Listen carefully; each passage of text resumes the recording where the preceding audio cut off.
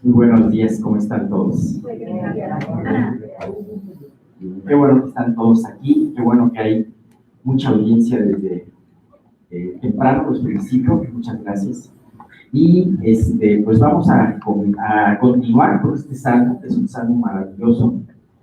Y bueno, qué mejor que cantar, que hablar del salmo de alabanza. Como nos hemos podido dar cuenta, estos últimos salmos y aún hasta el salmo 100 se nos habla precisamente de esa alabanza.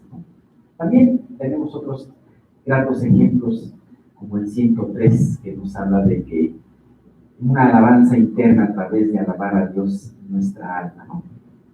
Bien, pues, muy bien, vamos a comenzar con una oración para que Dios guíe. Señor, te damos muchísimas gracias por este tiempo, porque podemos comenzar el estudio. Muchas gracias, Señor, por todo lo que tú traes a través de este salmo.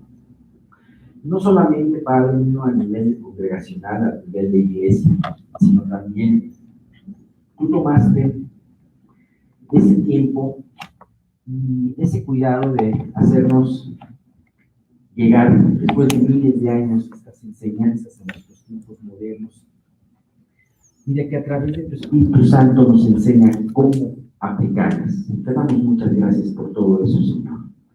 Ahora, Dios, te quiero pedir que nuestros oídos estén muy abiertos a estas exhortaciones, que no sea mi boca solamente la que hable, sino sea tú, Señor, a través de tu Espíritu, que puedan tocar cada una de las áreas que necesitamos entender. Te quiero pedir de una manera muy especial, Señor, que este estudio se pueda conectar también con la predicación de Miguel, y que Dios, nosotros no sabemos cuáles son las necesidades internas y específicas de todos los que estamos aquí, pero tú sí lo sabes. En base a esto, háblanos a cada uno de acuerdo a lo que necesitamos. Todo esto te lo pedimos en el nombre del Hijo Jesús. Amén. Amén. ¿Alguien se acuerda cuál fue en la pasada sesión la parte más importante que vimos? De hecho, es como comienza este salmo, ya les dije la respuesta. ¿Alguien se acuerda? Bueno, lo que dice es Jehová reina, ¿no? Jehová reina. Dice Jehová reina, y nada más un poquito recapitulando aquí. Se nos hace maravilloso que este cántico de alabanza comienza con una palabra muy importante, con un concepto: Jehová reina. Y decíamos en el estudio del Salmo que esto era algo muy importante de conocer, porque le daba sentido al Salmo que vamos a ver. Además, los otros 11 versículos giran alrededor de esta premisa muy importante: Dios reina. Ajá. Pero además es algo hermoso saber esto, porque esto es lo que da no solamente sentido al salmo, sino le da sentido a nuestra vida. Todo lo que está pasando en nuestra vida, en la vida de nuestras familias, en la vida nacional, en la vida mundial, es porque Dios reina. A pesar de que vemos un mundo lleno de oscuridad, un mundo anti Dios, de todas formas Dios reina. Me impresiona porque tú y yo conocemos la vida de Nabucodonosor y vemos cómo era un hombre pagano, era un hombre terrible, que él mismo se hacía a sí mismo Dios. Ajá. Que así mismo él fue capaz de hacerse una estatua monumental, recubrirla con oro y decir: es una estatua de mí, por favor. Más bien no por favor, sino más bien ustedes deben dedicarse delante de ella, ¿no? Entonces, ese mismo hombre dijo, tuvo que aceptar que el cielo reinaba. Y es impresionante. Aun cuando Dios permitió que este hombre se erigiera como un Dios, que este hombre castigara tremendamente a su pueblo Israel, podemos ver cómo de todas formas Dios reinaba, ¿no? Y no importa quién se haya levantado, si se haya levantado muchos años después Alejandro Magno, se haya levantado los gobernadores romanos, se haya levantado Hitler, se haya levantado en estos tiempos más recientes. De todas formas, podemos ver en la historia esta situación. Dios reina. Bien, esta primera parte del Salmo, estamos hablando que hay que adorar a Dios por lo que Él es. La próxima parte del Salmo vamos a adorar, a aprender que el salmista nos quiere decir que adoremos a Dios por lo que Él hace en su pueblo. Ahora, ¿cuáles son los siguientes versículos? Vamos a leerlos. Vienen a partir del 2 al 6. Nubes de oscuridad alrededor de Él. Justicia y juicio son el cimiento de su trono. Fuego irá delante de Él y abrazará a sus enemigos alrededor. Sus relámpagos alumbraron el mundo. La tierra vio y se estremeció. Los montes se derritieron como cera delante de Jehová, delante del Señor de toda la tierra. Los cielos anunciaron su justicia y todos los pueblos vieron su gloria. Bien, aquí se nos habla, primero se nos presenta, y aquí el rey. Ahora, ¿cuál es el poder del rey? Aquí se nos va a presentar una imagen muy poderosa, una imagen muy parecida a la que Dios presentó, como Dios se presentó delante de Israel en Sinaí.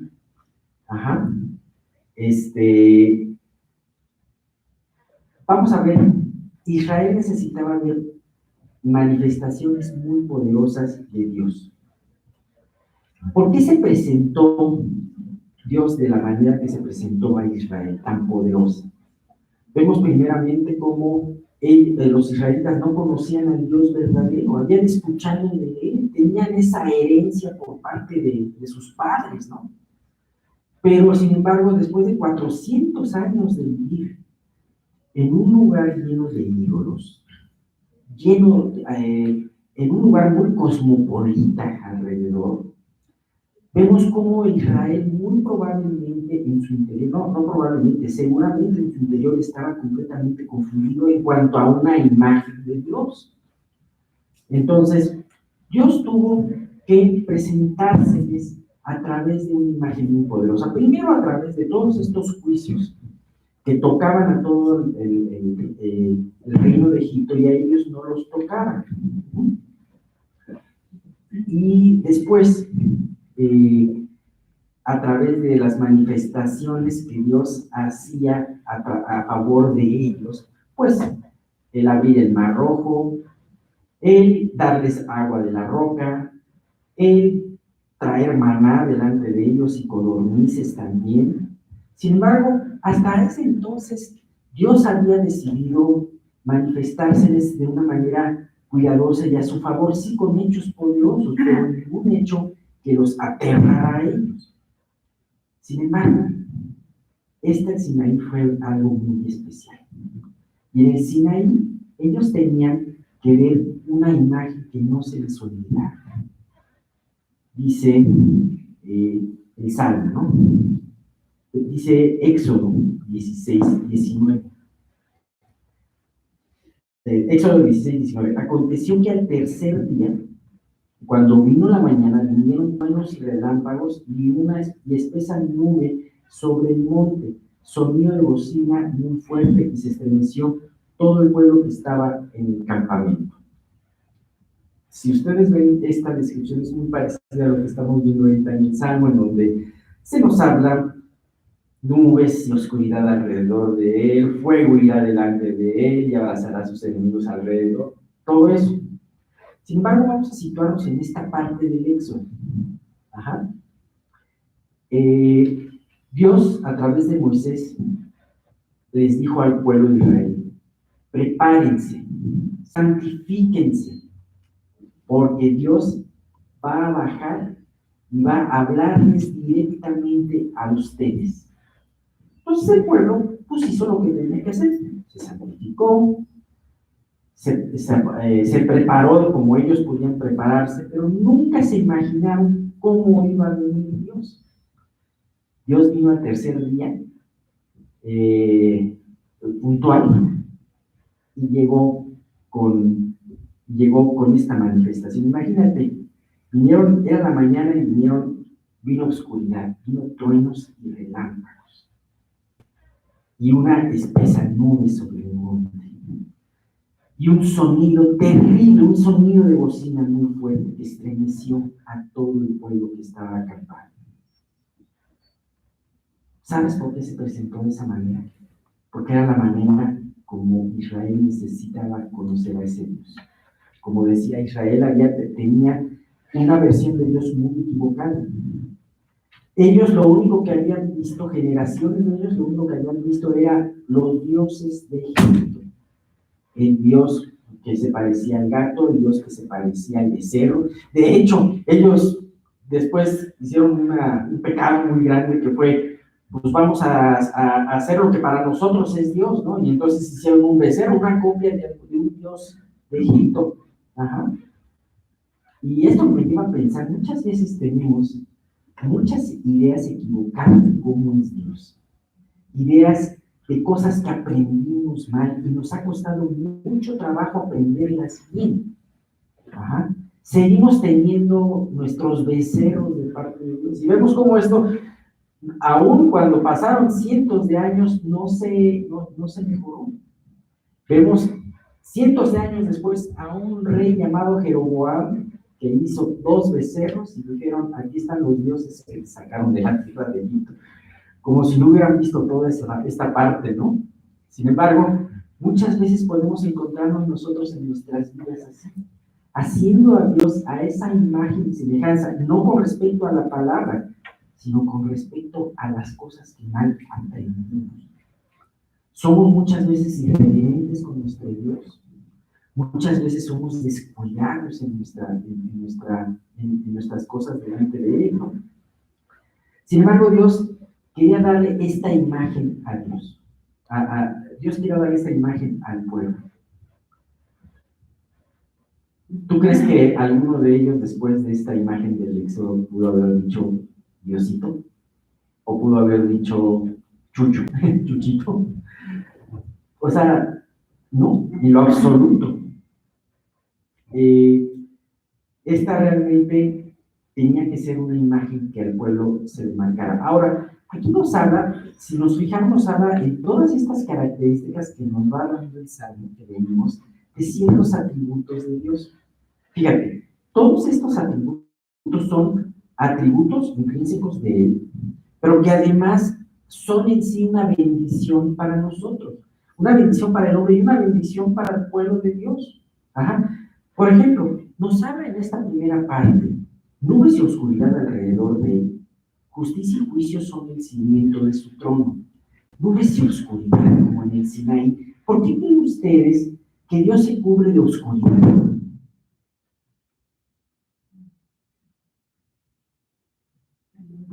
A ver, Pati. Bueno, creo que porque si alguien lo ve, muere. Exactamente. Si alguien ve la santidad, la luz de Dios, podría morir. Esto nos habla de 2 cosas. Número 1, la protección que Dios nos da. Ajá. Porque Él quiere cuidado de nosotros. Él desea que lo conozcamos, pero sabe de nuestras limitaciones. Así que Él se nos va revelando de acuerdo a lo que nosotros podemos soportar en nuestra vida. Este es un punto muy importante. Y 2, el hombre por sí mismo no puede acercarse a Dios.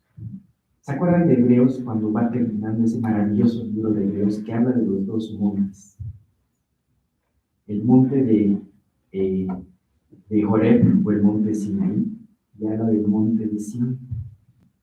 Y entonces es impresionante porque dice, porque no nos hemos acercado a ese monte terrible, en donde aún hasta Moisés estaba pantano, sino nos hemos acercado a ese monte de Sión, a ese monte accesible, a la Jerusalén de todos los santos.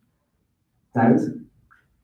Tú y yo no nos podemos acercar, ni siquiera podemos tocar el monte de Dios, pero hay alguien que nos acercó a esa comunión con Dios, Jesucristo. ¡Qué maravilloso! Ahora podemos entender, gracias a Dios por Jesús, Porque Jesús da la oportunidad de que tú y yo, con los pecadores que somos, con inconstantes que somos, podemos acercar a esa luz inaccesible.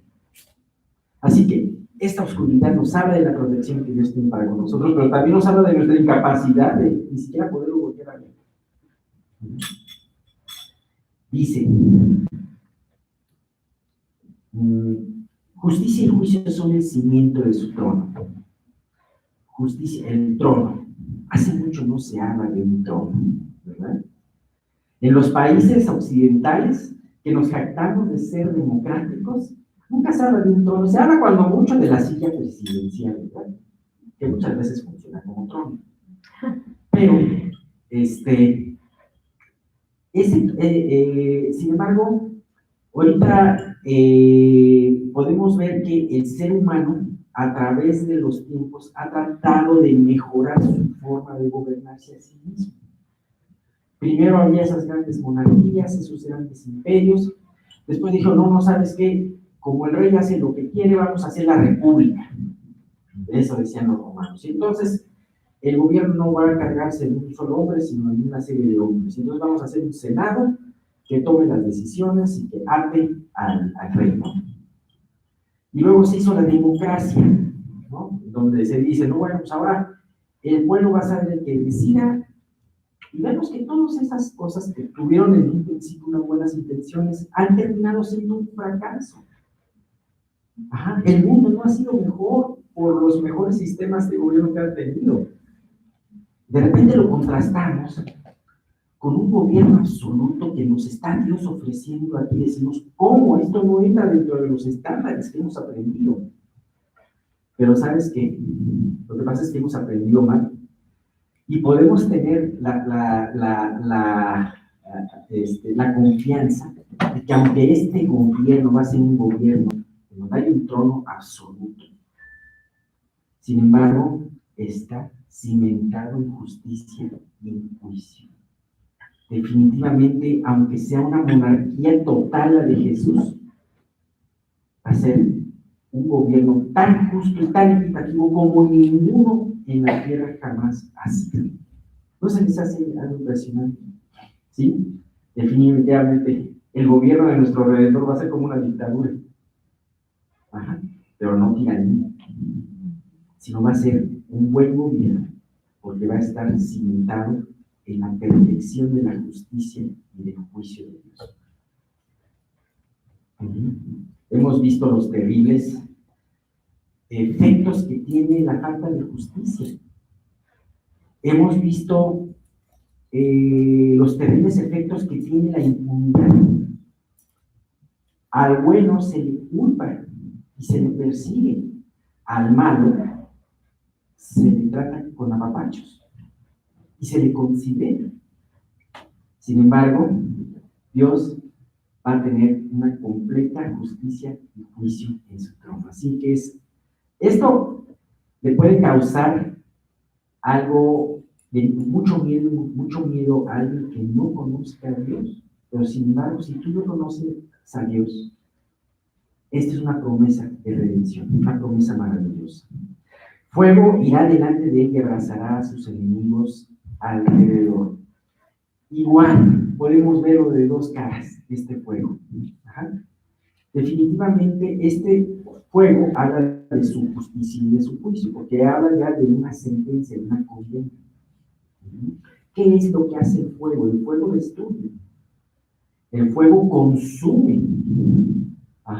Y definitivamente todo, o sea, es un gobierno absoluto, porque todo aquel que no esté de acuerdo con Dios va a ser consumido. Sin embargo, el fuego también purifica. ¿Sabes? Los creyentes estamos también supeditados a ese fuego de Dios. Y nos duele también el fuego de Dios muchas veces en nuestras vidas, pero ese fuego debe destruirnos, nos purifica, nos saca las escombros. Sus relámpagos alumbraron al mundo. Bueno, déjame, aquí tenía 2 versículos preparados con respecto a esto que nos habla del fuego. Dice Hebreos 10:27, sino una horrenda expectación de juicio y de hervor de fuego que ha de devorar a los adversarios. En este libro, el autor de Hebreos estaba exhortando a los hebreos a creer, a no dejar pasar el tiempo y empezar a creer. Sin embargo, decía, si ustedes no creen, esto es lo que se les espera, el fuego. Y en Malaquías nos habla de ese fuego purificador. ¿Y quién podrá en Malaquías 3:2, ¿y quién podrá soportar el fuego de su venida? ¿O quién podrá estar en pie cuando Él se manifieste? Porque Él es como fuego purificador y como jabón de lavadores. Número 1, este es un fuego que consume los adversarios. Pero número 2, es un fuego que limpia a sus santos. Si ustedes se acuerdan de Malaquías 3:3, hay un versículo muy famoso que dice, y Él se sentará y afinará a los hijos de Dios. Qué maravillosas promesas. Sí, el fuego y el polish nos duelen, pero nos purifican y nos hacen más conforme a Él. Bien, los relámpagos y truenos nos anuncian de su poder, porque dice, sus relámpagos alumbraron al mundo y la tierra vio y se estremeció. ¿De qué nos habla los relámpagos? Nos habla de su poder. En el libro de Job se nos habla de quién es aquel que detiene los relámpagos, ¿no? Yo me acuerdo que estaba una vez en un despacho, y mi jefe, que era incrédulo, estábamos en medio, había afuera una tormenta, y de repente cae un relámpago muy cerca y simbra todo el lugar. Se oyó así.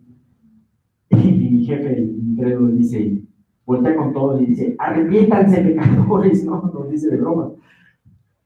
Pero es chistoso porque asociamos la voz del trueno con la voz de Dios a unos incrédulos. Y entonces, es una voz de juicio y es una voz de autoridad, sus relámpagos. Hablamos de la santidad de Dios, hablamos de la justicia de Dios, ahora hablamos de la autoridad de Dios. Pero además el relámpago nos habla de un evento que no se ve en un lugar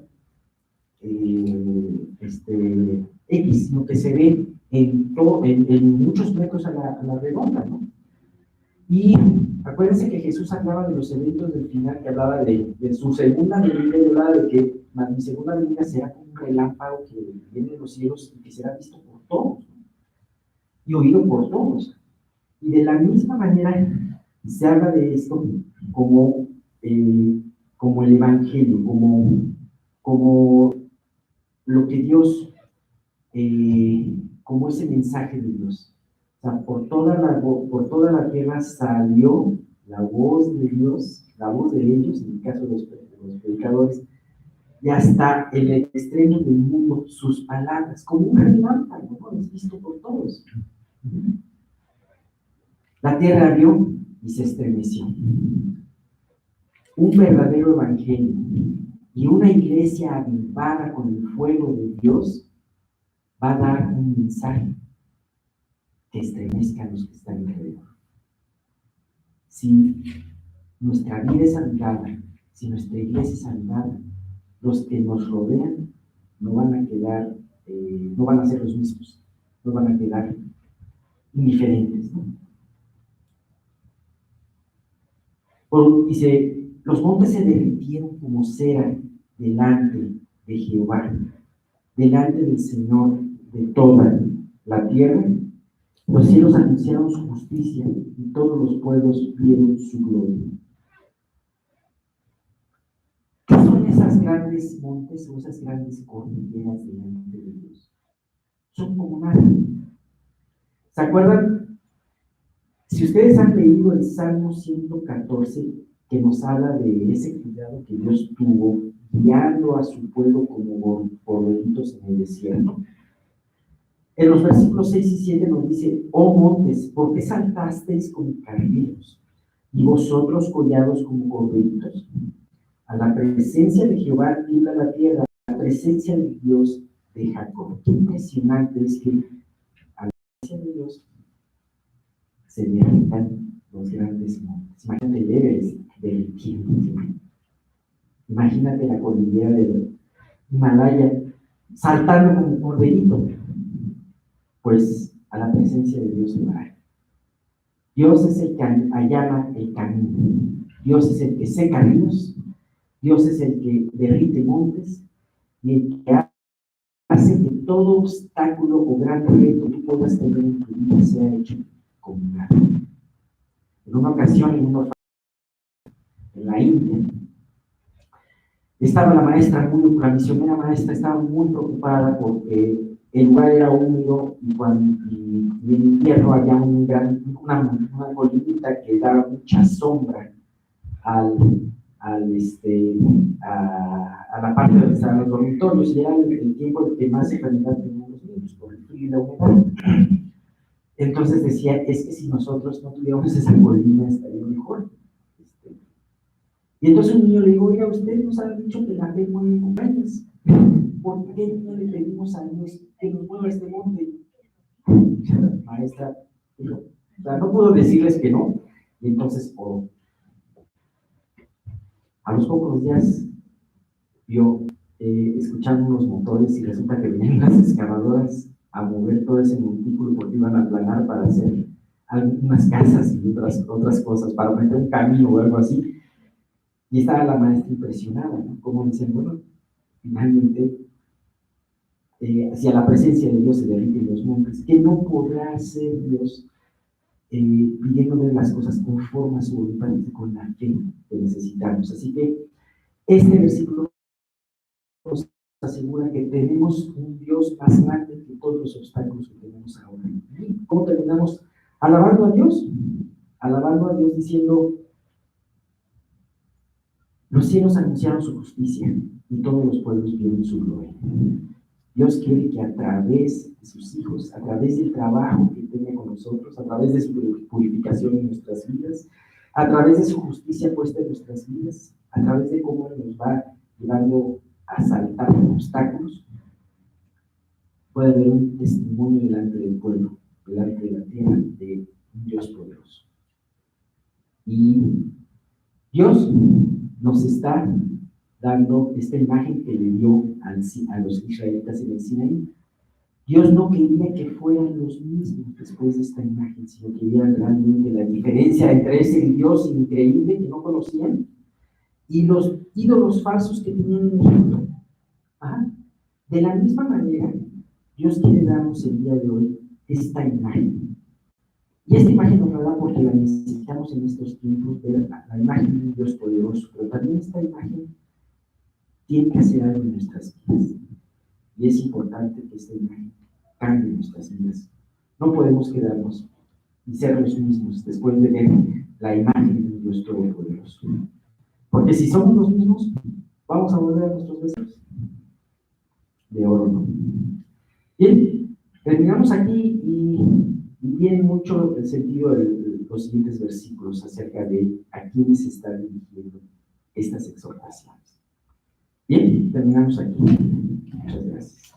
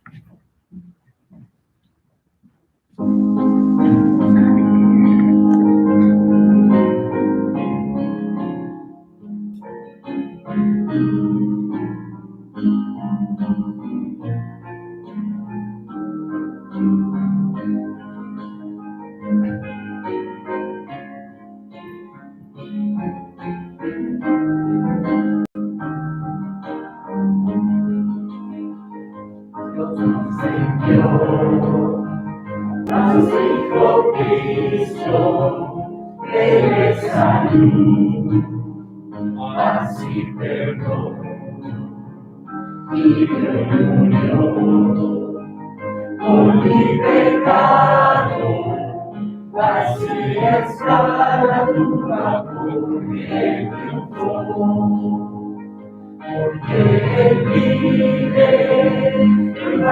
mañana, porque vive, ya no hay temor, porque yo sé que el futuro es suyo, la vida vale más y más solo por él. Parece bien, aunque el niño toca su piel, gozo nos da, pero es mejor la dulce calma que Cristo el Rey nos puede dar, que vivo está. Porque Él vive, triunfaré mañana, porque Él vive, ya no hay temor, porque yo sé que el futuro es suyo, la vida vale más y más solo por Él. Yo sé que un día el río cruzaré con el dolor, batallaré, y al ver la vida triunfando invicta, veré gloriosas luces y veré al Rey, porque Él vive, triunfaré mañana, porque Él vive, ya no hay temor, porque yo sé que el futuro es suyo, la vida vale más y más solo por Él.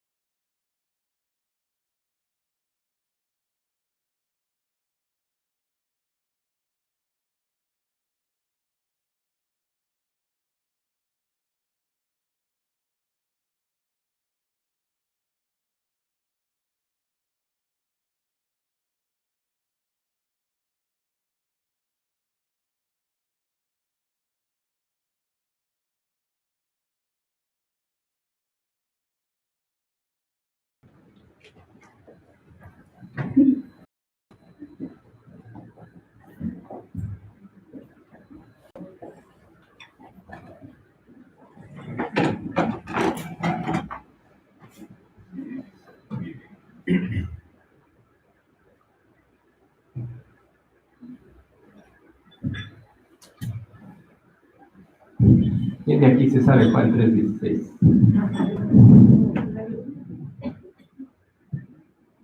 ¿Y creen que se lo saben?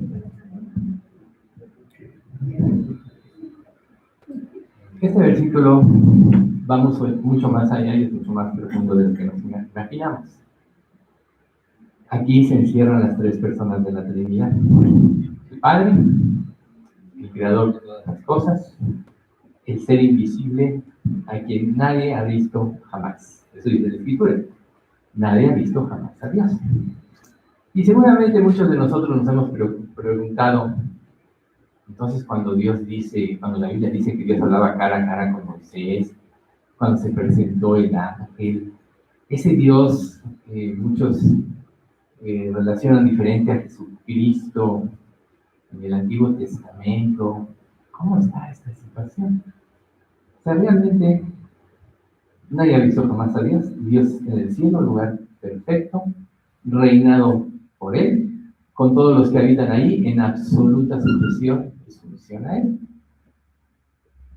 De tal manera amó Dios al mundo, el plan eterno de Dios que dio a su Hijo. Su Hijo, Jesucristo, es realmente, lo que vamos a ver ahorita, una teofanía, la manifestación visible del Dios invisible. En realidad, en el Antiguo Testamento siempre fue Jesús el que se presentó. Muchos le llaman el ángel de Jehová, otros Melquisedec, vamos a ver todo más adelante a detalle. Pero es precisamente el tabernáculo de Dios, que representaba el tabernáculo primero del desierto, que representaba el templo de Adán, que representaba la gloria de Dios, donde Dios estaba teniendo una relación con el hombre, ese es Jesucristo. Y para todo aquel que en él cree no se pierda, mas tenga vida eterna, involucra al Espíritu Santo. Recuerden, cuando Él venga, el Espíritu Santo convencerá al mundo de justicia, de pecado y de juicio. Entonces vemos que este versículo es anotado en miles de estadios, camisetas y muchas cosas. Pero en realidad, muy pocos conocen el fondo verdadero de este versículo. ¿Por qué digo esto? Para introducir el estudio. Porque esta parte que vamos a ver es precisamente la gloria de Dios. ¿Sí? Entonces, volvemos a la escena de Moisés, donde Moisés está en el desierto, de repente ve un arbusto que se empieza a quemar, le da curiosidad, le llama la atención, y nosotros podemos ver que en esta parte del desierto, en esa área había decenas de zarzas, y estas pues eran comunes, pero lo que no era común es que repentinamente una zarza estuviese quemándose sin que sufrieran ningún daño, ¿no? Entonces, ¿cuál es la suposición general de los historiadores? Por ejemplo, que este arbusto que vio Moisés quemarse, que era un arbusto ordinario, tenía cualidades extraordinarias. Es algo muy importante. Nunca, jamás en sus 40 años en el desierto, él había visto algo así. Entonces, tenemos que entender que este evento, la zarza ardiente, no había en él nada sobrenatural, ¿sí? En aquella planta, que era, reitero, una salsa común, pues no podía haber más que lo que era en sí la salsa, y si lo hubiera consumido con fuego, a lo mejor el fuego la hubiera inmediatamente desbaratado, hecho cenizas, o si hubiera estado alrededor, no hubiera dejado de afectar la misma salsa. Pero aquí la Biblia utiliza un lenguaje que se llama fenómeno lógico. ¿Qué quiere decir? Que Moisés, como muchos en cual en el Apocalipsis, etc., empieza a narrar con similitudes lo que ellos entendían. ¿Sí? Realmente las cosas de Dios son tan sublimes que es muy difícil entender el sentido espiritual muchas veces. Entonces, Moisés, en su día cotidiano de sus ya 40 años en el desierto, pues iba caminando, pero de repente nota esto extraño y le llama su atención. Bien, Jesús en nuestra vida, Dios en nuestra vida, constantemente nos llama la atención, pero no siempre estamos dispuestos a escucharlo. Estamos acostumbrados con nuestras ideas y con nuestras cosas a conseguir lo que nos parece. días pasados tuve la oportunidad de testificar a un señor que ya ha estado testificando, y me decía, yo, pues sí creo en Dios, pero no creo en el infierno. Yo me he hecho pues, una idea de esto, etc. Y le dije, bueno, esa es tu idea y cada quien tiene su propia idea y es muy respetable, pero tu idea no quiere decir que esa sea la verdad. Digo, la verdad está revelada en la Biblia. Entonces, yo lo que te aconsejo es que si tú quieres realmente conocer la verdad, y le di parte de mi testimonio, empieza a leer la Biblia y Dios te va a ir abriendo el entendimiento, pero tienes que hacerlo con una actitud correcta, con una actitud de una sincera búsqueda de hallar la voluntad de Dios. ¿Qué pasa? Cuando nosotros buscamos a Dios con sinceridad, la sinceridad implica sumisión. Y quiere decir que estamos dispuestos a hacer lo que Dios nos revele. Nosotros vemos que muchas veces en nuestra vida ya venimos con ideas preconcebidas y vamos a Dios tan solo para que Él confirme lo que nosotros ya habíamos pensado. ¿Tú crees que una persona así pueda ser obediente a lo que Dios le revele? Si ya tiene preconcebido en su mente. Y en realidad así somos la mayoría de nosotros. Los deseos, o sea, los deseos que batallan contra el alma, que muchas veces están en oposición a Dios, están rigiendo y nos nublan el entendimiento. Y surge el afán que no nos deja pensar y nos impulsa a actuar para obtener ya lo que decidimos. Sin embargo, Dios siempre nos dice, como dice Filipenses 4:6, por nada seáis afanosos, sino sean conocidas vuestras peticiones delante de Dios. Pero ¿cuántas veces hemos hecho eso y dicho, bueno, Dios dice esto, yo pensé en Filipenses 4:6, pero voy a ir ahí y de todos traes en tu mente, más bien quieres que Dios te confirme lo que tú ya pensaste, lo que tú habías planeado. Entonces Dios tiene a veces que hacer cosas diferentes. Aquí, Dios tenía un llamado para Moisés.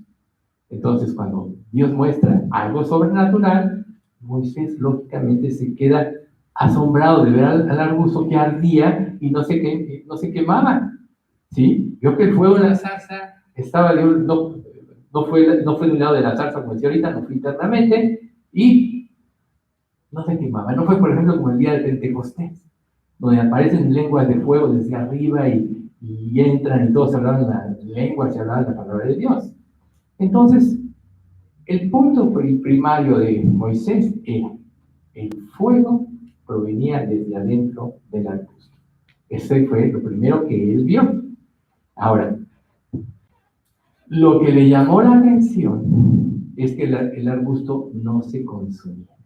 Ese es un punto muy importante. No estaba siendo quemado. O sea que estaba fuera de lo conocido, fuera de la lógica humana, y entonces esto le iba a llevar a hacerse una pregunta. ¿Qué significa esta visión que yo estoy viendo? ¿Cómo puede ser posible que haya un fuego que no consuma la zarza? Entonces, él empezó a tratar de relacionar este ejemplo, digo esto con lo que era, y es lo que la Biblia dice, una teofanía, que es precisamente Dios manifestado de alguna forma y manifestado al entendimiento humano. ¿Por qué en Juan 3:16, o por qué las tres personas de la Trinidad sabemos que tienen la misma esencia, por eso son un solo Dios? Sin embargo, cada uno tiene una labor específica. Como se decía ahorita en la explicación del Salmo, pues nadie puede ver a Dios y vivir, claro, porque la santidad de Dios es tan abrumadora, tan abrumante, que nadie podía soportar una vida de pecado.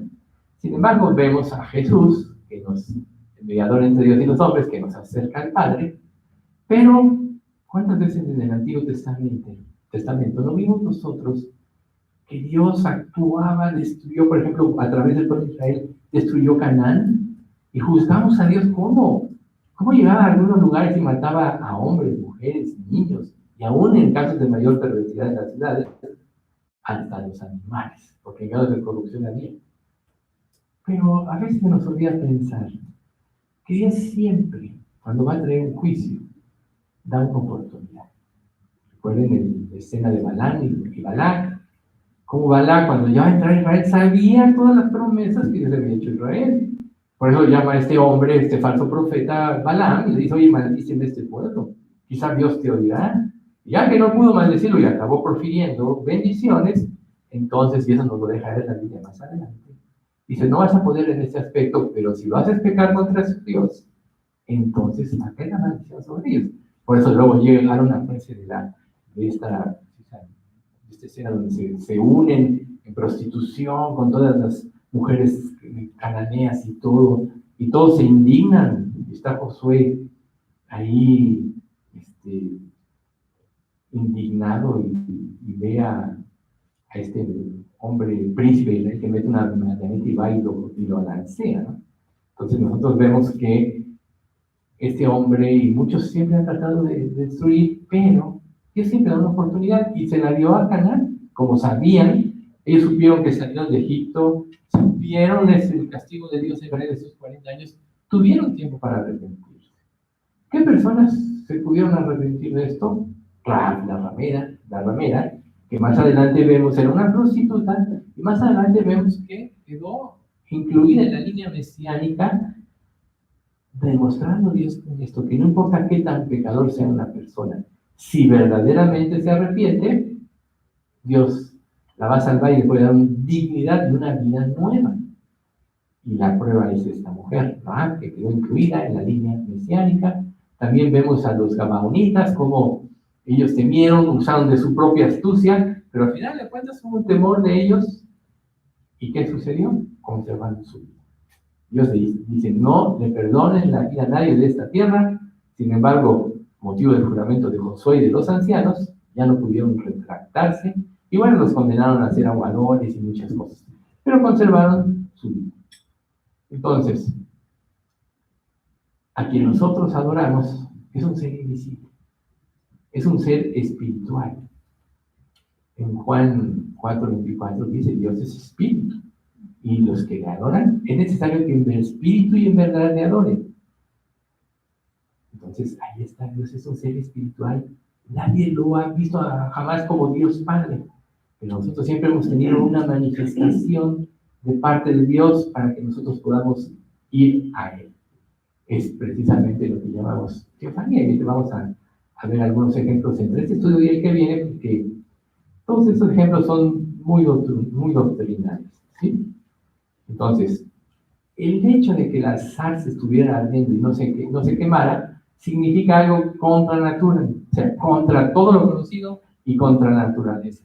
No hay situación que resista el fuego. ¿No? Por eso habla del fuego de la fe, que será purificado con fuego, etcétera, ¿no? Pero fue un fenómeno natural, no fue un fenómeno natural, sino sobrenatural. Entonces, precisamente aquí es donde nosotros empezamos a ver a Dios. Cuando Dios le habla a una persona, muchas veces tiene que hacer ciertas cosas para que la persona pueda creer. Nosotros hemos oído muchos testimonios de personas que Dios les hizo ver de una manera clara, y muchas veces con hechos fuera de la lógica, que Él estaba ahí atendiendo y que Él estaba hablando. Entonces, Dios se está presentando ante un hombre y Dios le iba a revelar a este hombre, le iba a dar una misión. Pero para que él pudiera cumplir esa misión, lo primero que tenía que hacer era renunciar a sus propias ideas. Recuerden que Moisés fue creado bajo la sabiduría egipcia en sus primeros 40 años y participó de todos los deleites de Egipto y estaba en el lugar más supremo de lo que es la sociedad egipcia. Entonces tuvo lo mejor de lo mejor. Sin embargo, él sufrió una indignación y por eso fue que fue al desierto, cosa que nosotros ya hablamos la vez pasada. Pero aquí es donde empezamos a ver que esta apariencia externa de la gloria de Dios es lo que se llama la gloria Shekinah. ¿Sí? Vamos a usar mucho este concepto. O sea, es una apariencia de Dios, pero nadie en un sentido está viendo a Dios. Dios es refulgente e irradia de su mismo ser esa luz incandescente, recuerden. Por ejemplo, en el futuro, cuando Dios crea nuevos cielos y nueva tierra, que ya no va a haber necesidad de luz, ni de luna, ni de estrellas, sino que la gloria de Dios va a ser lo que ilumine esta ciudad. Ya no habrá día ni noche ahí, porque la gloria de Dios estará presente. Cuando un creyente se convierte y empieza a vivir para Cristo, empieza a reflejar la gloria de Dios. Más adelante tenemos el ejemplo de Moisés, cuando está 40 días, 40 noches, como su rostro, en la presencia de Dios, como su rostro brillaba. Y claro, estuvo en la presencia de Dios y la gloria de Dios se manifestó, pero esa gloria fue disipándose poco a poquito, ¿no? Porque todavía no venía lo perfecto. Pero cuando viene el Señor Jesucristo y somos nosotros investidos de ese poder de lo alto, o sea, el Espíritu Santo entra a morar en nuestro corazón, el brillo de nuestra vida va a ir en función de nuestra obediencia y sumisión a Dios. Yo sé que esto se dice mucho, pero nosotros tenemos que meditar mucho en nuestras vidas. ¿Cuáles son esas áreas de rebeldía que todavía no le permiten a Dios glorificarse en nosotros? Porque si yo le preguntara a cada uno de ustedes si quieren glorificar a Dios, pero por supuesto que todos levantarían la mano y dirían que sí. Pero nosotros tenemos que ver que hay dos elementos muy importantes que pasan en la vida. Bueno, tres, yo diría. Los deseos, las emociones, muchas veces dan fuerza a los deseos o la convicción de pecado. El Espíritu Santo es el que produce la convicción de pecado, y esto es que Él nos hace ver la realidad de nuestra vida de una manera tal que nos desenmascara de parte de Dios. Así como dice Pablo, nosotros a cara descubierta debemos presentarnos delante de Dios. O sea, sin incertidumbre ni hipocresía. Entonces, muchas personas van a Dios, pero traen todos estos conceptos en su vida y creen que tienen una relación con Dios, pero no la tienen porque no renunciaron a su sistema de pensamiento. Si los seres humanos pensaran un poquito en su vida, se darían cuenta que están llenos de pecado. Todos lo sabemos. De hecho, arrepentimiento es decir, perdóname Dios, y querer dejar la vida que nos separa de Dios. Pero si nosotros, cuando una persona se presenta así, nunca puede encontrar a Dios. ¿Por qué? Porque necesita quitarse las máscaras. Necesita morir a todo deseo que se puede oponer a la voluntad de Dios. Entonces, Dios se empieza a manifestar, primero en Moisés, y manifiesta ese tipo de fuego. Vamos a ver qué significa esto. Alex mencionó algo de esto. Todavía hay muchas cosas que aprender de ese fuego de Dios, ¿sí? Pero en este capítulo vamos a examinar algunos episodios que precisamente hablan de esta gloria. Empezamos por Abraham. Un día estaba Abraham sentado y vio venir a 3 personas fuera de lo común.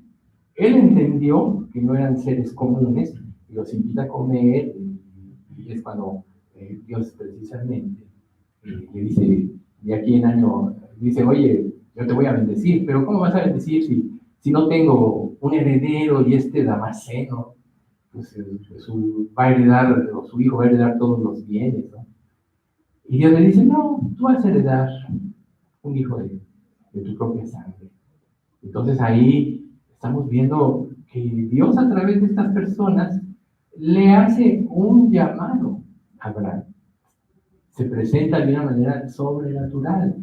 Igual Lot, más adelante vemos por qué Lot identificó a estos 2 ángeles como seres diferentes, porque los vio diferentes. Fue una visión realmente sobrenatural. Entonces, dice Génesis 15:1.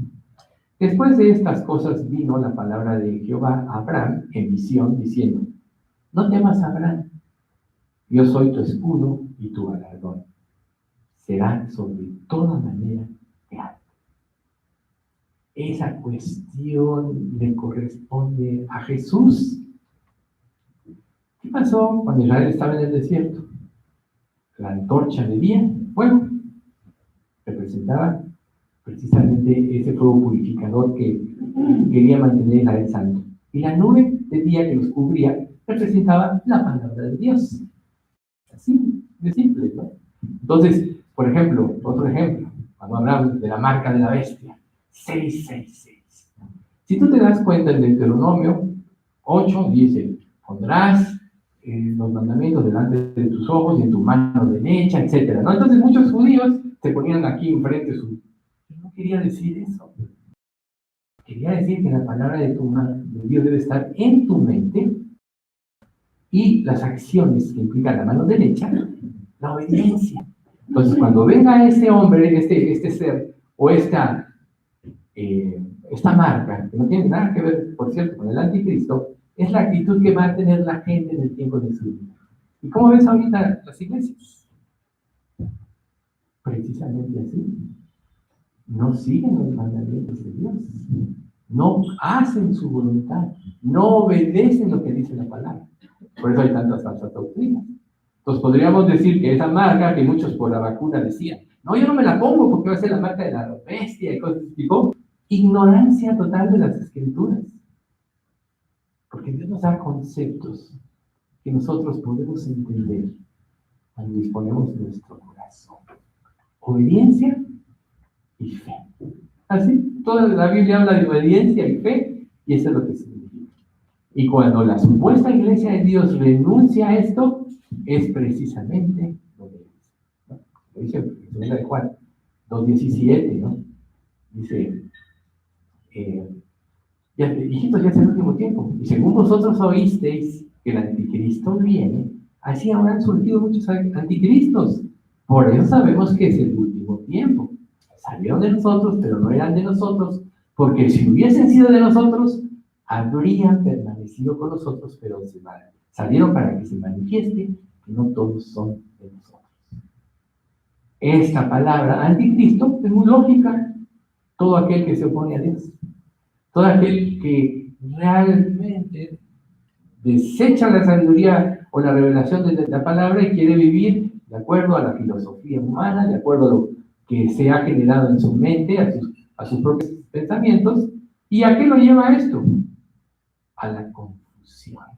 Por eso es que en el infierno, aparte del juicio del fuego, habrá vergüenza y confusión eternas, dice la Escritura.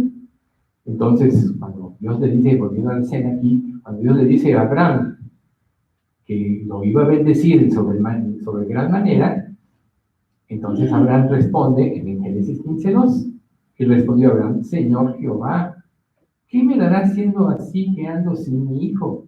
Y el mayordomo de mi casa es Damaseno, decía Eliezer, ¿verdad? Pero en este momento no tenemos que recordar una cosa muy importante. Abraham era un hombre de los más ricos del mundo. Él había aceptado o decidido vivir en carpas porque no quería que la riqueza perjudicara su alma. No quiso que los bienes materiales pudiesen desviarlo a él. Entonces, pues Dios le responde. Y luego vino en el 4:5 del 5. Y luego vino a él palabra de Jehová diciendo, no te heredará sino un hijo tuyo será el que te heredará. Y lo llevó fuera y le dijo, mira ahora los cielos y cuenta las estrellas, si las puedes contar. Y le dijo, así será tu descendencia. Nosotros ya sabemos, la Biblia nos lo dice, que la verdadera descendencia no son los hijos según la carne, sino los hijos según la promesa. Porque antes de que Dios pusiera todas las restricciones que a través de Moisés dio la ley, etc., Abraham creyó y no había ley. Sin embargo, Dios lo bendijo porque creyó. Por eso le digo, creyó Abraham a Dios y su fe le fue contada por justicia. Por tanto, esa descendencia, principalmente, aunque Dios tiene un plan para su descendencia física, esa descendencia, que será innumerable como las estrellas del mar, son todos aquellos que por la fe vamos a Cristo. ¿Sí? Entonces, cuando Dios le dijo a Abraham todas estas cosas que iba a hacer por él, tenemos que pensar, ¿cuántas cosas no puede hacer Dios por nosotros cuando nosotros disponemos nuestro corazón para seguir? Y disponer tu corazón no tiene que ver con el conocimiento, ya lo sabemos, sino con la obediencia. Recuerden, el conocimiento envanece, pero el amor edifica.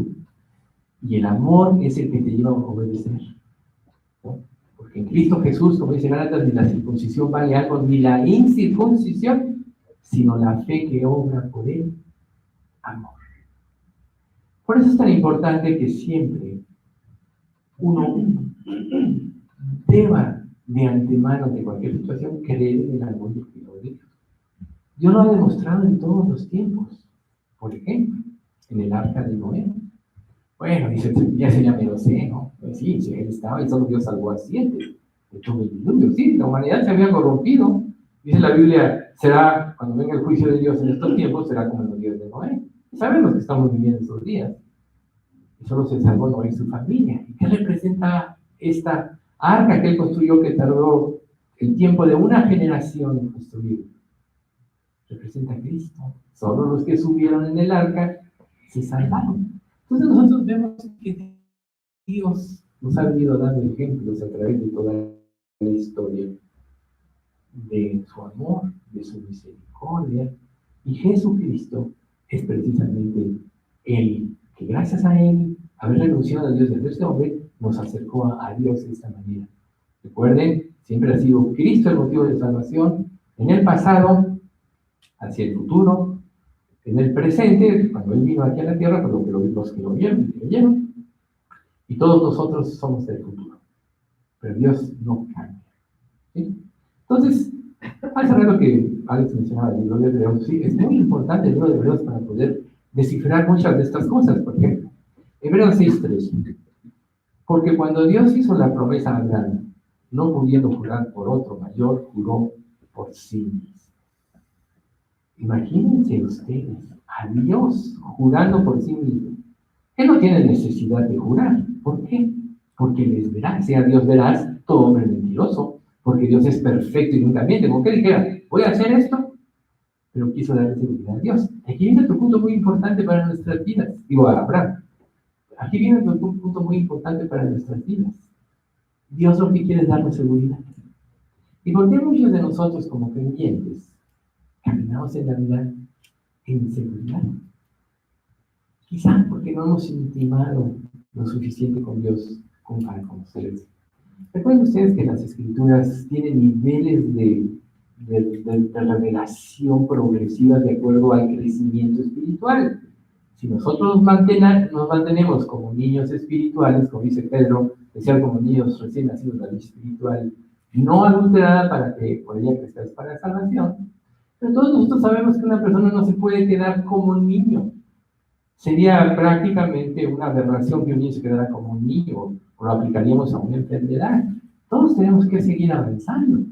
Como dice Hebreos 6, dejan ya los primeros elementos de la doctrina de Cristo y vamos adelante hacia la perfección, no echando otra vez el fundamento en obras muertas, bautismo, etc. Y todo haremos si Dios quiere. O sea, no está negando que Dios así lo instituyó y que es la voluntad de Dios.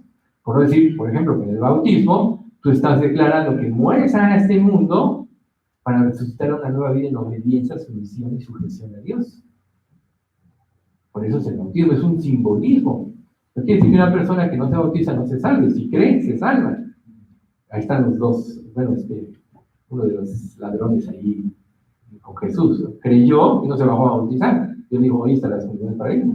Pero es un testimonio al mundo, principalmente a la misma iglesia, lo que estamos dispuestos a hacer. Nosotros, bueno, pues tuvimos bautismo en este tiempo y bueno, se explicó todo esto más o menos, pero que entiendas y lo vivas son dos cosas diferentes. Por eso Dios, cuando le hizo la promesa a Abraham, juró por sí mismo. Él estaba manifestando por medio de esa gloria Shekinah, esa gloria que no puede contener en un sentido a Dios, estaba viendo un fuego que le cambió la vida. El fuego de la salsa, por supuesto. Dice en Génesis 15, del 13 al 18. Entonces Jehová dijo a Abraham, ten por cierto que tu descendencia morará en tierra ajena y será esclava allí, y será oprimida 400 años. mas también a la nación a la cual servirán juzgaré yo. Y después de esto saldrán con gran riqueza. Y tú vendrás a tus padres en paz y serás sepultado en buena vejez. Y en la cuarta generación volverán acá, porque aún no ha llegado a su colmo la maldad del amorreo hasta aquí. Y sucedió que puesto el sol y ya oscurecido, se veía un horno humeante, una antorcha de fuego que pasaba entre los dos animales, divididos. Aquel día Jehová hizo un pacto con Abraham diciendo: a tu descendencia daré esta tierra, desde el río de Egipto hasta el río grande, el río Éufrates. Entonces, este versículo 17 en especial se refiere a un ritual sangriento y chocante, en el que Dios mandó a Abraham partir animales por la mitad, y colocar una mitad de un lado, una mitad enfrente de la otra, el otro lado, y un camino por el medio. Qué interesante, ¿no? O sea, un fuego, un sacrificio y un camino. Y entonces le sobrevino a Abraham una visión aterradora. Y en la oscuridad he caído en un sueño profundo. Y Abraham vio un horno humeante y una antorcha de fuego. Pasó en medio de los animales. ¿Qué quería decir esto? ¿Qué quiere decir este fuego? Dios estaba mostrándole a Abraham la realización de un pacto. Dios, o sea, en hebreo, se habla de que si alguien corta, es un pacto, un pedazo con otro es un pacto. Y eso es lo que muestra esta ceremonia, que Dios estaba firmando su promesa con un pacto. Recuerden que nosotros estamos con pactos y muchos otros. Después nos veremos, ya son 4 los lugares principales. Pero Dios le dijo a Abraham: yo voy a hacer esto. Y si acaso no cumplo, entonces yo ya no voy a ser Dios. Entonces quiere decir que el universo infinito va a ser finito, que yo como un ser eterno ya no voy a ser eterno, porque al entrar el pecado entra la muerte. Pero Dios quiso afirmarlo, porque si Dios sabe lo que Él es, que Él iba a cumplir. Quiso darle confianza a Dios. Era suficiente su palabra, como para nosotros debe ser suficiente la palabra de Dios. Pero muchas veces Dios en su misericordia, cuando tenemos dudas en nuestra vida y andamos, ahora sí que tambaleándonos entre uno y otro pensamiento, Dios en su amor nos muestra exactamente y con claridad su voluntad. Tristemente a veces caemos en ese aire y nos empecinamos en seguir nuestros propios caminos. Pero nunca quien siga sus propios caminos va a seguir la bendición de Dios. Vemos a esta humanidad a punto de destruirse porque ha seguido sus propios caminos, porque ha decidido ignorar a Dios, como dice Romanos 1:18 en adelante, quien se manifiesta a través de la creación, y cambiaron la gloria del Dios invisible en semejanza de hombre, de cuadrúpedo, de reptiles, que se decía ahorita en el Salmo, que será la adoración en Egipto, pero Dios iba a cumplir su parte de la promesa, quiso darle la seguridad a Dios y lo sella precisamente con ese fuego que juró por su mismo ser. El autor de Hebreos se refiere a este mensaje del Nuevo Testamento, como dice Hebreos 6:13, porque cuando Dios hizo la promesa a Abraham, no pudiendo jurar por otro mayor, juró por sí mismo. Entonces, cuando Dios nos dice que cuando nosotros vamos a Él, cuando Él nos da su Espíritu, dice: yo haré que andéis en mis estatutos y guardéis mis preceptos y los pongáis por obra. Nuestra vida debe ser una verdad. Ahí está la fe, la confianza y seguridad. Y la seguridad te hace caminar con aplomo en esta vida. ¿Por qué tanta gente titubea entre el bien y el mal? Así como cuando Elías hace el sacrificio, le dice a Israel: ¿hasta cuándo claudicaréis entre dos pensamientos? Si Jehová es Dios, seguidle, y si Baal, id en pos de él. O sea, es malo claudicar entre dos pensamientos. O estás o no estás. Como dijo Jesús, el que no es conmigo contra mí es. Con Dios no hay media entrega, no hay media consagración, no hay media decisión. O estás o no estás. Y quien entiende esto, puede ser que se tarde, pero sabe bien que el día que vaya, tiene que dar fruto. Porque Dios lo dio todo. Y una persona que va a Cristo sin querer darlo todo es que no ha entendido. Esa persona nunca va a ser salva. Y ahí volvemos a Juan 3:16. Dios amó y dio. Y si tú recibes ese amor, tienes que dar. Porque si no, es una evidencia que no tienes la naturaleza de Dios en ti. ¿Por qué digo la naturaleza de Dios? Porque al entrar el Espíritu Santo, Dios está entrando en ti. Eres sellado como una nueva criatura y tienes todas las garantías del futuro que Él promete desde vivir en su presencia en esta ciudad celestial que vendrá después del reino milenario, después del juicio. En un universo que ya no tiene relación alguna con el pecado, y créanme, va a ser algo inimaginable. ¿Sí? Pero este juramento de parte de Dios mostró su gloria, su esencia, de alguna manera hecha visible. Es lo que es la teofanía, la manifestación de un Dios invisible al hombre. ¿Sí? Entonces, también Abraham y Moisés, Abraham tuvo esta experiencia precisamente en un fuego que cambió sus vidas. En el Nuevo Testamento leemos también Pablo tuvo esta experiencia en el camino de Damasco, dice la Biblia, en Hechos 9:1-3.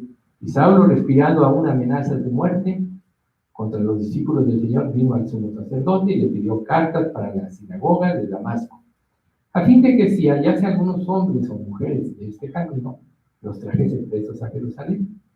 Mas yendo por el camino, aconteció que al llegar cerca de Damasco, repentinamente le rodeó un resplandor de luz del cielo.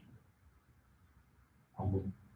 Sabemos que esto cambió su vida. Esa fue esa gloria, ese resplandor fue la gloria Shekinah de Dios que transformó su vida.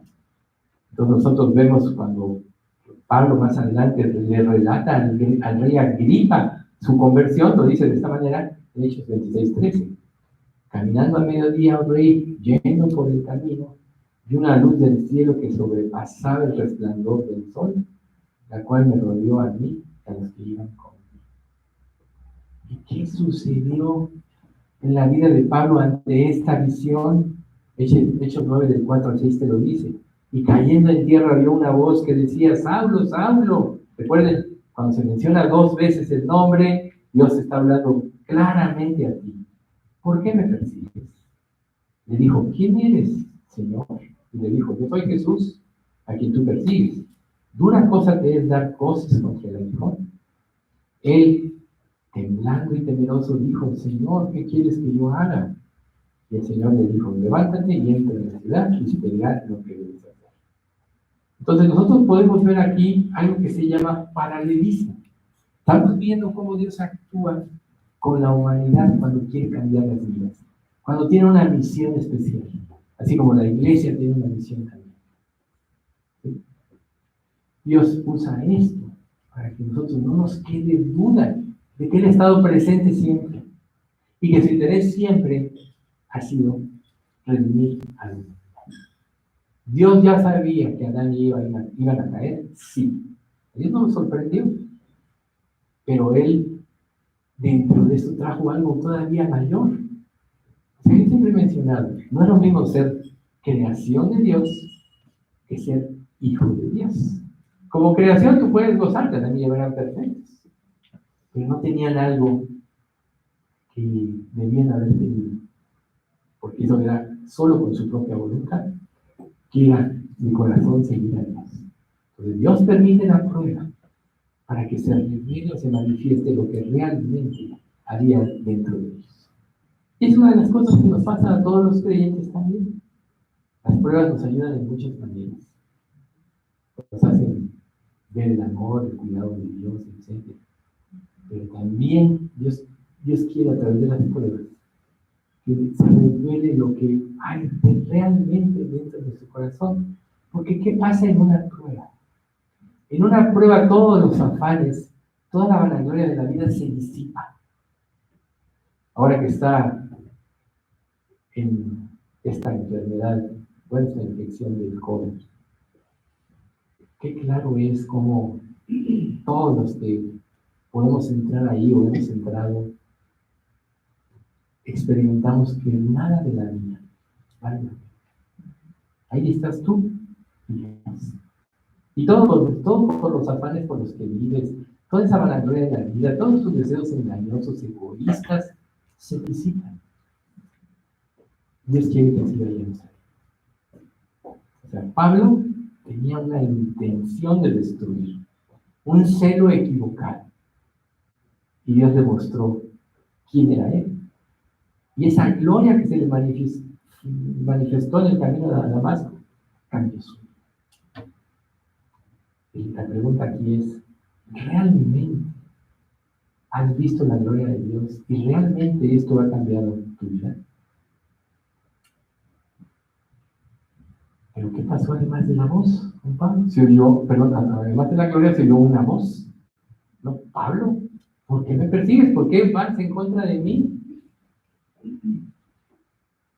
Recuerden que hay un pasaje en la Biblia que dice, y llegará el tiempo que quien nos persigue se hallará luchando. ¿Pensará que rinde servicio a Dios? Pensará que sí que rinde servicio. Muchos tienen un celo equivocado, muchos tienen conceptos equivocados, difundidos falsamente. Recuerden que la comunicación, y lo hemos visto en la actualidad más que nunca, es poderosa. Es una gran arma de Satanás que él usa. A tal grado que ha desvirtuado toda esta cuestión del COVID, por eso muchos no se quieren vacunar. En el error, han caído en el engaño. Y claro, el que se equivoca después sufre las consecuencias. Siempre va a suceder. Siempre que tú te sales del camino de Dios por necedad, por ignorancia, por no buscar lo suficiente, por no escudriñar las Escrituras, vas a sufrir las consecuencias. Por eso Dios nos pide reconciliaros con Dios, como si Dios rogase por medio de nosotros, os rogamos, reconciliados con Dios. ¿Qué es la reconciliación? Quitar la enemistad entre las partes. ¿Qué es la reconciliación? ¿Y qué es lo único que puede quitar esta enemistad? La sangre de Cristo y la mente de Cristo. Una iglesia va a ser próspera y va a ser muy usada por Dios cuando todos los integrantes de la iglesia tengan una misma mente y un mismo parecer, basado en la revelación de la palabra de Dios. Cuando ves tú disensiones, chismes, muchos otros tipos de ataques, es que no en todos está morando la palabra de Dios. Si tú te reconcilias con Dios y tus pecados, no tienes ningún problema en vivir en paz con todo el mundo. Pero cuando la contención está en tu corazón, producto de que las cosas no salieron como tú querías, porque claramente no obedeciste, no quisiste hacer la voluntad, no quisiste hacer la voluntad de Dios, etc. Lógico, hay dentro de ti una contención, y vas a ver a otro que tiene lo que tú quieres, pero que no quieres pagar el precio de la entrega, y te va a dar envidia. ¿Y qué va a pasar con la envidia? Crítica,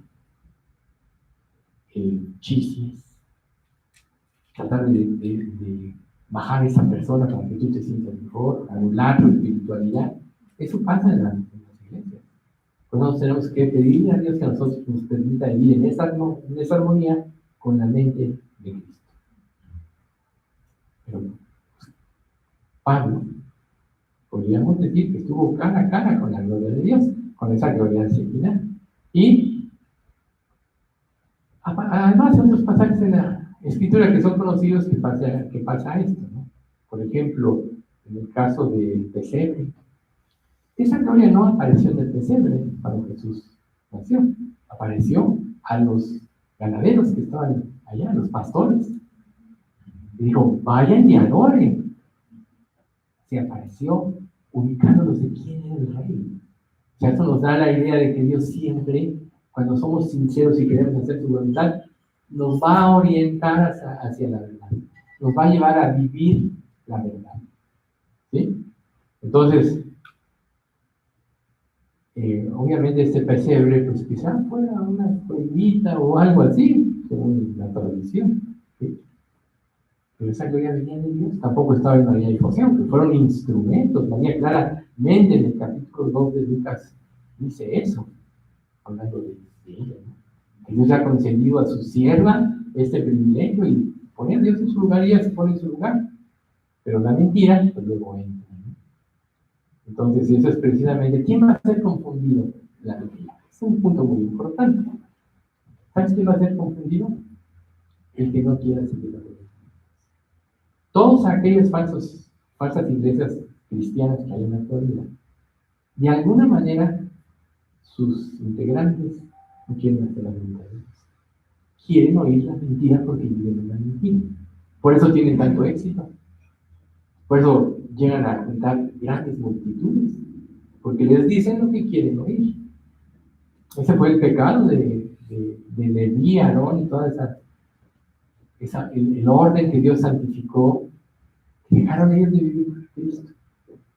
Ya no pudieron orientar al pueblo a que dejara el pecado, sino que abusaron de él y lo confundieron para mantener su postura de abuso. Entonces, ¿qué pasó con Israel? Se perdió la convicción de pecado. Se perdió el ser enfrentados a Dios y corregir sus vidas. Vemos a naciones como la vecina, ¿verdad? Estados Unidos, que su destrucción está viniendo por dentro porque han dejado de seguir a Dios. Todavía vemos que es la potencia más poderosa, superaviones, superdestructores con misiles ya de estos nucleares, superportaaviones que traen aviones de los más veloces que hay.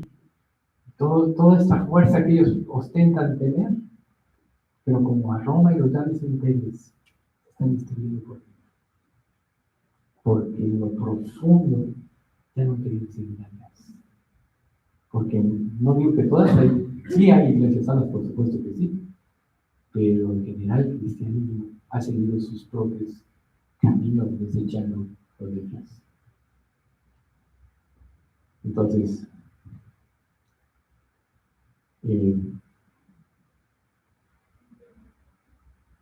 dice Lucas 2:9, y aquí se les presentó un ángel del Señor y la gloria del Señor los rodeó de resplandor y tuvieron gran temor. Eso habla de los pastores. La gloria de Dios. Ahí fue a los pastores. Estaban como Pablo y como todos aterrorizados. Tanto que un ángel tuvo que tranquilizarlos. O sea, que tiene un corazón honesto, sí, la palabra de Dios lo golpea y lo enfrenta. Pero Dios siempre nos da una salida. Recuerden, no os ha sobrevivido ninguna tentación que no sea mala, pero fiel es Dios que no os dejará ser tentados más allá de lo que podéis soportar, sino que os dará juntamente con la tentación la salida para que podáis resistir. Aquí el ángel les dice en Lucas 2:10, pero el ángel les dijo, no temáis, porque he aquí os doy nuevas de gran gozo que será para todo el pueblo. No temas ir a Dios. Lo que te hace temer es que no quieres dejar el pecado. Es que quieres seguir tu propio. Pero toda alma que quiere hacer la voluntad de Dios se acerca a Dios con confianza. ¿Acaso Jesús no dijo en este pasaje que todos conocemos de Mateo 11:28-30? Venid a mí todos aquellos que estáis trabajados y cargados, y yo os haré descansar. Llevad mi yugo sobre vosotros y aprended de mí, que soy manso y humilde de corazón, y hallaréis descanso para vuestras almas. Porque mi yugo es fácil y ligera mi carga. ¿Por qué? Porque es fácil y ligera. Porque Él la produce en nosotros. Como dice Hebreos 13:21, haciendo Él en vosotros lo que es agradable delante de Él por Jesucristo. O sea que cuando no queremos ir a Dios, solo hay una razón. Debemos tenerlo muy claro. No queremos dejar de pecar. No queremos dejar la forma de vida que nos separa de Dios y de alguna manera todavía nos complace el pecado. Eso quiere decir que tu mente no ha sido transformada en esencia por falta de profundidad en la palabra. Porque Dios dice, escrito está, sed santos, porque yo, Jehová el Señor, soy santo. Entonces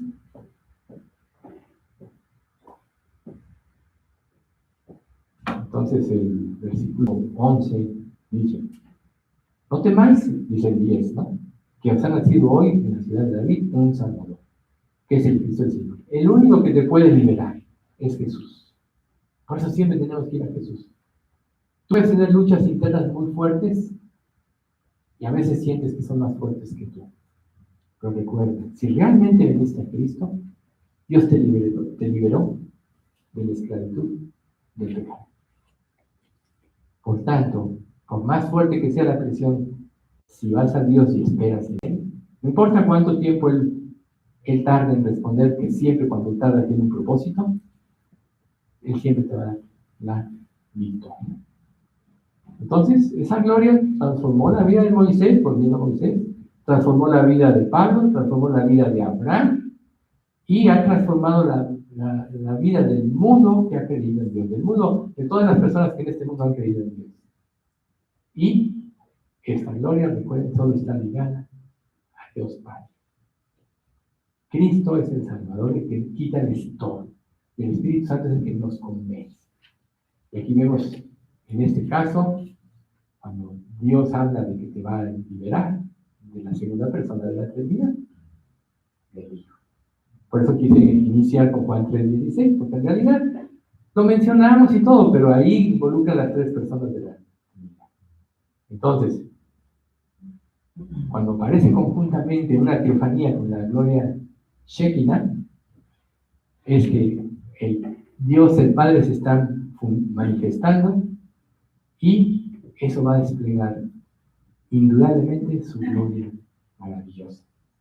De alguna manera, esto del monte Moriah, o del monte Sinaí, etc., fue esa manifestación, como mencionó Alex en el Salmo, fue una manifestación de esa gloria para que tuviera reverencia el pueblo. Pero ¿qué causó en ellos a la larga? No dejaron de adorar sus dioses de Egipto. Recuerden el reclamo de Dios. ¿Acaso me ofrecisteis sacrificios a mí estos 40 años, oh casa de Israel?